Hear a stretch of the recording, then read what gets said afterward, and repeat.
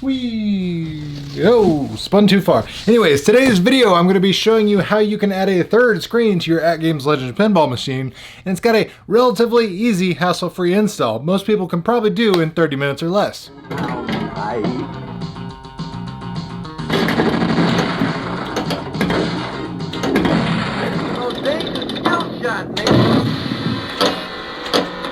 don't know why, but dude. This is to the bookie.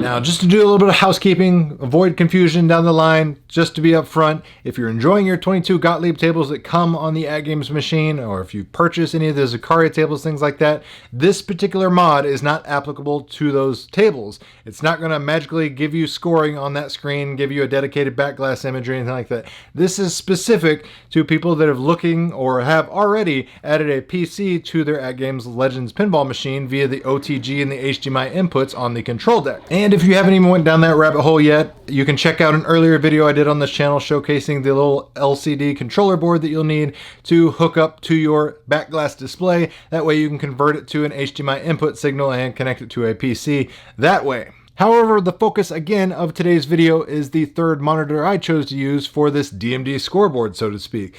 Now, what I went with is an 8-inch model. You can get it off of Amazon. When I originally purchased it, it was around $75. Unfortunately, the prices went up a little bit.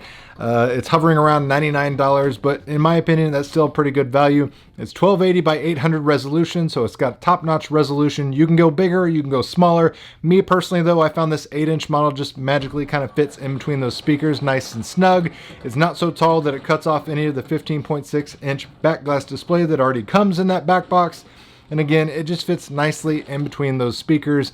And you can get bigger, you can get smaller. The resolution varies between screen to screen. I'll put a couple links down in the video description box below as well for other scoreboard DMD screens that I've seen other people in the community use, and you can kind of judge which one works best for you and go with whatever, you know, your little heart's desire. Right. When it comes to how to install the screen, the very first thing I suggest you do is actually remove it from the stock housing. This makes it a little more thinner profile and makes it easier and less distinguishable from the back box itself. Otherwise, it's twice as thick. So this comes in a monitor housing. It has screws around the sides of it. You're going to remove those screws. That's going to allow you to separate the bezel from the front and the back part. Now, on the back side of it is where the controller board sits, as well as the ribbon cable connection. So you're going to want to remove the controller board that's on the back side of this screen. And then you're going to unclasp the ribbon cable. That allows you to completely remove the back end portion of the screen. And then you can just use this front bezel as well as the screen. And technically, you don't even need to use the bezel. I just personally like it for protective reasons, but you can completely remove this front bezel and just literally stick the screen on the back box if you prefer to go that route. And once you have your screen set up and, you know, thinned out, so to speak, you're going to have to start to work on the back box and prepare it. So first things first, you'll need to remove these top two screws up here, and then you're going to have to remove all four screws around the speaker grills. Once you've removed all those screws, you're going to have to open up the back here, and you're going to have to put light pressure here kind of where the light up portion is, and that's going to allow you to push the plexiglass protector out because it is held on with double stick tape that is very strong, and you're going to be able to remove the plexiglass itself, and that's going to expose the back box, the bare bones, so to speak. And then down here at the bottom, you're going to need to drill / cut a nice little notched out space that allows you to slide the ribbon cable that connects this monitor through the back. Now, you don't need to have the craziest good, you know, woodworking skills. It doesn't have to be beautiful, because don't worry, it gets covered up by here using the screen. So if you're worried about making an ugly cut and you don't know what you're doing, like I said, you can get a Dremel, you can get a knife, a hacksaw, you can do all sorts of different ways, but essentially you just need to cut a wide enough space to slide the ribbon cable through around to the back side.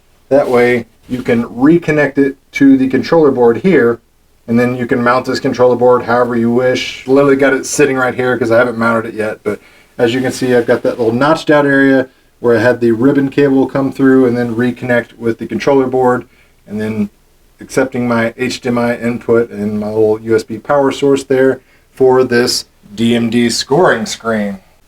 after you've got your notch cut in the back box wood panel itself, you will also have to cut a small little notch in the plexiglass itself.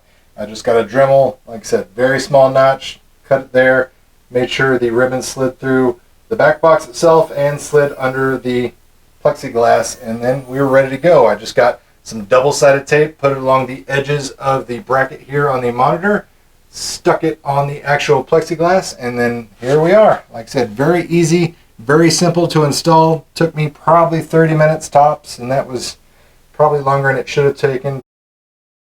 Just wanted to make sure I wasn't breaking anything. But overall, it looks clean in my opinion. Like I said, it's a good resolution screen.